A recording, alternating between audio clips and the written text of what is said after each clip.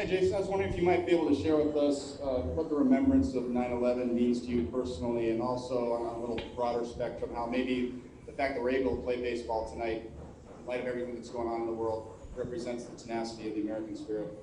Yeah, I think of 9/11. I think about being in college, and wow, brings back some days. But probably probably most remember the group of people that chose to go in the building, why everyone was running away, and people that sacrificed. And to me, it's about Americans coming together, and I clearly remember baseball coming back at that time, and in New York, and just what it did, just as an American, and how many people watched, and so I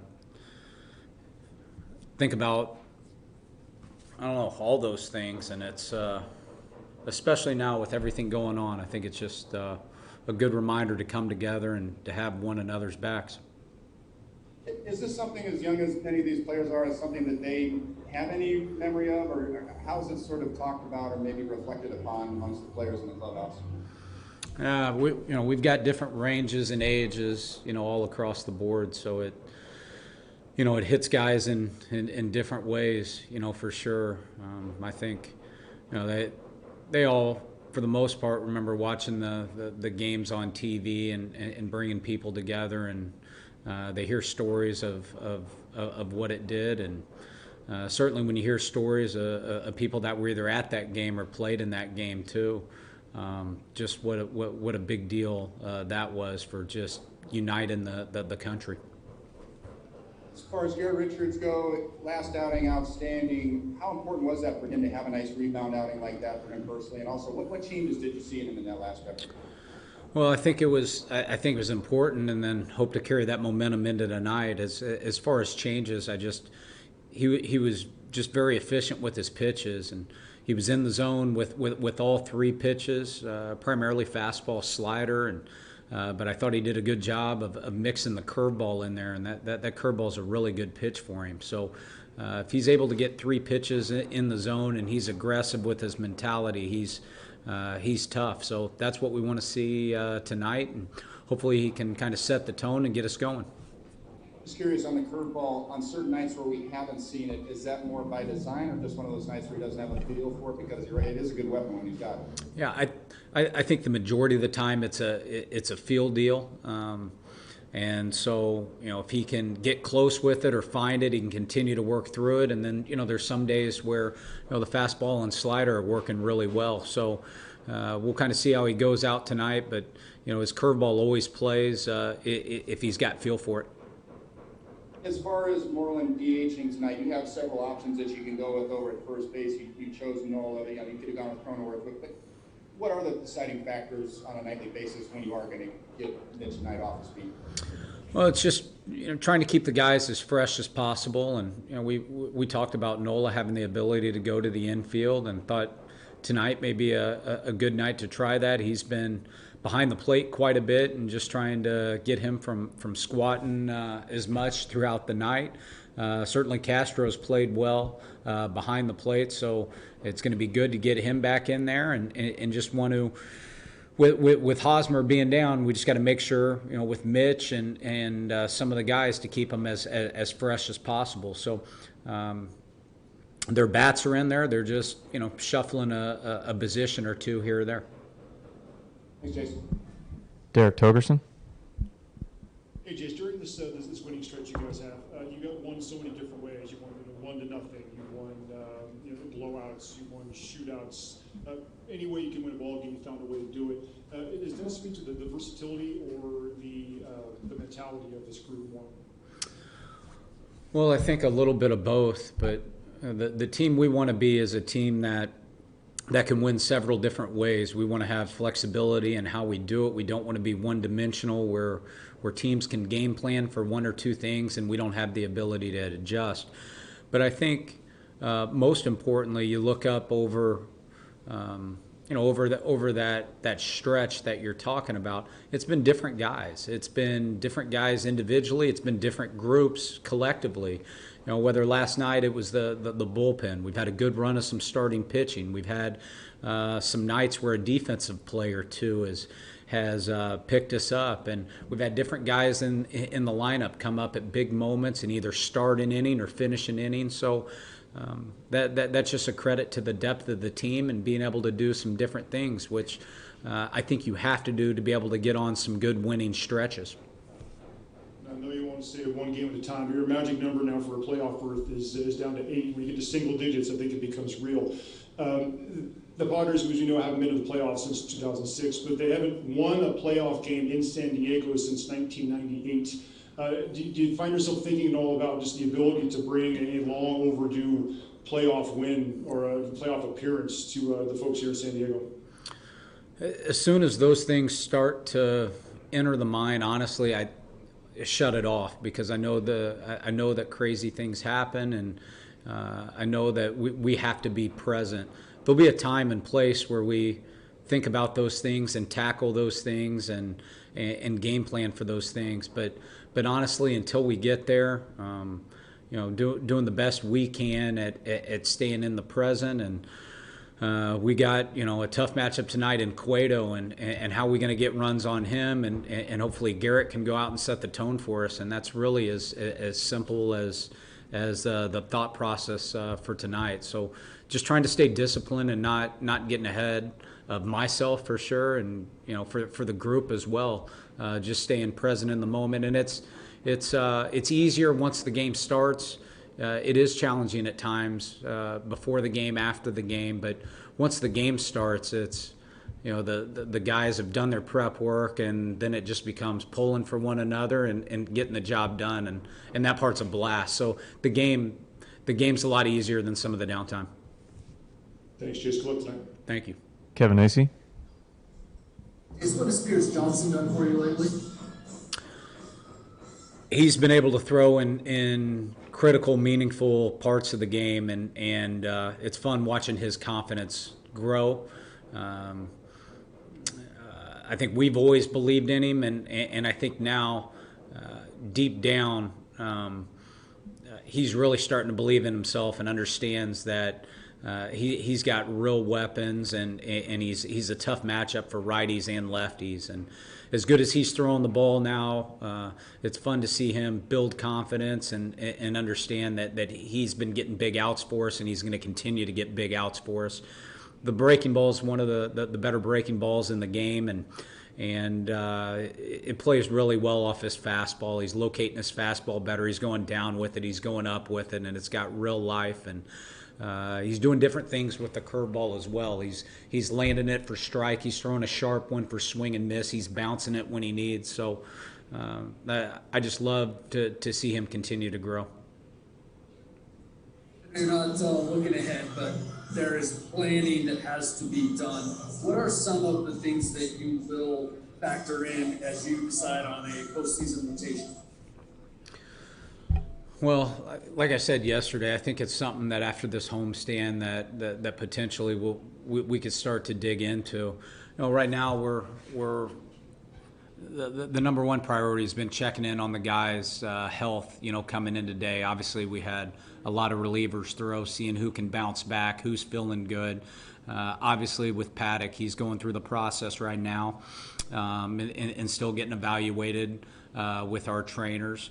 Even though he feels better today, we're still waiting for the trainers and doctors to give us their opinion. So that really has been the priority of the day, is kind of checking in where are we at physically and on the medical side, and then just checking in with some of the players that have been playing every day, how you holding up, and making sure that we're not missing anything with our eyes, and just making sure we're as in good shape as we can be physically.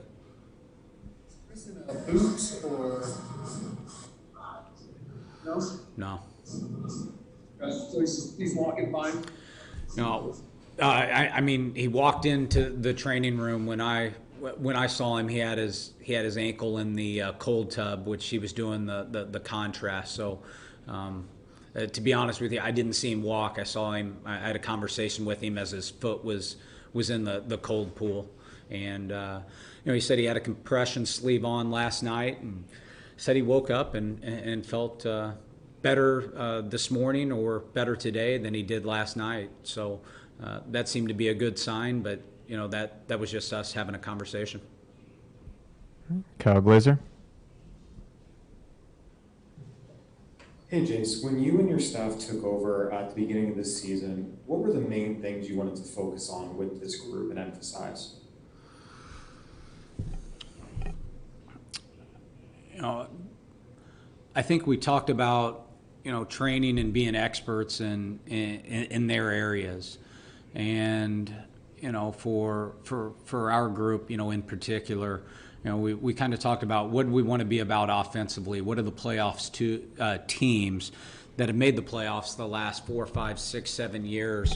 What do those teams do, and do we have the players, and how are we going to do that? And we talked about being able to, on the offensive side, being able to get on base, and how do we win those 2-2, 3-2 counts, and not being a team that punches out all the time, and what that does for one another defensively. What do we want to look like? We want to be a group that plays our positions well, that gets good reads, that gets off the ball, that can catch the ball, throw the ball to the correct bases, and how do we back up, and how are we going to run our fundamentals, and pitching. We wanted to be a team that was the aggressor and threw the ball over the plate, establishing strike one, and work quickly. And the same thing through all the pockets, and even into the weight room. We want to be an active group. We want to be a group that shows up and moves around and runs and lifts weights and takes care of ourselves. So that was just the discussion throughout the off season of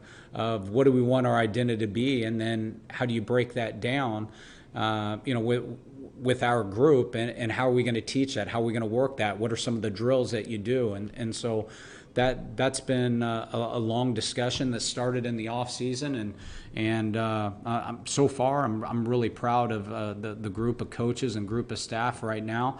But we understand that we've got a long ways to go, and we've still got room to grow, and we're not a finished product. But that's just a little bit of, I guess, the background that maybe you were asking for. Yeah, regarding the fundamentals, as you mentioned a couple nights ago, Cronenworth's great play backing up there. Those little details, how much is that something the coaching staff, you guys really hammered home into these guys, the little things that make a big difference?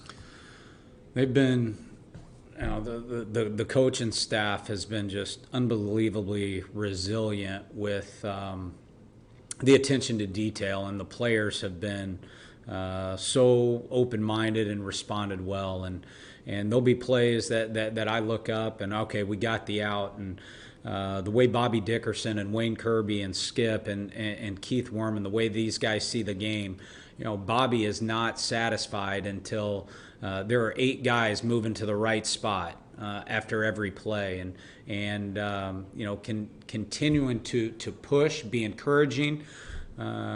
I think he does the group, they do a great job of hunting the good stuff, and we're able to show that through video, and we do a good job of pointing some areas that we can be a little bit tighter with. Maybe it is backing up a play, but there wasn't an overthrow, and be able to highlight that, and then the way the players have been able to make adjustments and understand that they've got somewhere to be. We believe that's a big part of winning baseball. Thank you. AJ Cassaville. Jayce, if we can go back to Chris for a minute, what would you say the likelihood is of him making that start Tuesday against the Dodgers? And also, how do you balance kind of the cushion you built, and maybe to want to play it safe, with the desire to see him get back out there, get into that groove that he's capable of being in? Yeah, honestly, I'm not comfortable giving a percentage on will he make that start or not. I would feel better with a little bit more time and talking to the medical staff a little bit more and having him checked out. I think each day is incredibly important. He's got to continue to progress and be healthy. I don't think we're going to be in a position where if he's out there and it's questionable, and I don't think we're going to be putting him at risk of a possible injury. That's something I'm confident in that we will not do. At the same time, I don't want to cap somebody or limit them when they're capable to go. And I just think like right now is probably too early to make a call or a prediction. And then just to follow up on a couple other injured guys, you have Hosmer and Pham. They're hopefully going to be back before the postseason. But what would you feel comfortable with in terms of like a number of at bats or games for them Sure. to get to be clicking at their best when you go into that postseason? Well, bearing any setback, I feel very confident that these guys are going to be able to have not only some at bats on the taxi squad or over at USD. I think we're confident they're going to get some game at bats to finish up the year. Again, bearing any setback, I can't say or maybe praise enough of how bad these guys are wanting to get off that DL. I just came from the field and Clevenger's throwing a bullpen and Hosmer's out there tracking and Tommy Pham's been doing the same and Hos was taking ground balls yesterday, Pham shagging, and they're incredibly motivated and maybe doing what their treatment and what the recommendations are in the training room, and honestly, they're probably multiplying it by 2 or 3. And I know the trainers are have their hands full of making sure they don't overdo it, but at the same time. These guys are going to do everything in their power to get back in there, and in those two particular, I think knowing those guys, they've earned our confidence to know that they're going to get back in there. We only have time for a couple more. We'll go to Jake. Hey, Jayce, it seems like Johnny Cueto's got about 300 different deliveries. How unique is it to watch a guy like that, and what makes that so difficult for hitters and when a guy does that? Well, he can beat you a lot of different ways. He can beat you with location, he can beat you with deception and stuff, and then one thing he's great as, he's, if not the best, at throwing off your rhythm and timing at the plate. So he'll leg kick and shimmy and twist and turn on you, and then he'll step back. You think it's coming, slide step fastball, down and away. So if you can't dance, you have to be able to dance with him. You got to be able to make a move when he makes a move. Otherwise, he's going to mess with your rhythm and timing and give you a lot of issues. And I know you see some other pitchers try and do it, mess with rhythm a little bit, but not at the extent that Johnny does it. Is it pitchers are always taught mechanics and rhythm and all this stuff. How come he seems to be the one that is so unique in that and other people don't do it as much? I think he just has a ton of experience. He's a natural strike thrower. He's a great athlete. He can repeat his delivery. And so I think it's, as a young pitcher or somebody maybe coming up, I want to do that because this works. He's got a ton of history of being able to repeat pitches and find his arm slot and the timing, and he's been able to do that over time and do that. I don't think the majority of most young pitchers can do that and throw enough strikes.